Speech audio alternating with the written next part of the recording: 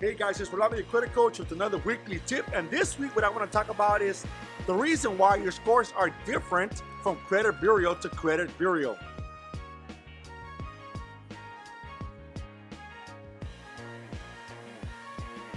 It's very rare for you to ever find the same FICO score or credit score amongst all three credit agencies. We'll talk about the top two reasons. Reason number one is because not every account is reported to all three credit agencies. An account that is reported could either be reported to all three, to two, or even only one credit bureau. That is the biggest reason why you see a difference in our credit scores. Number two is each credit agency uses their own scoring module. Even though it's three credit bureaus, they each work independent. They all report one account, but they each use a different scoring module.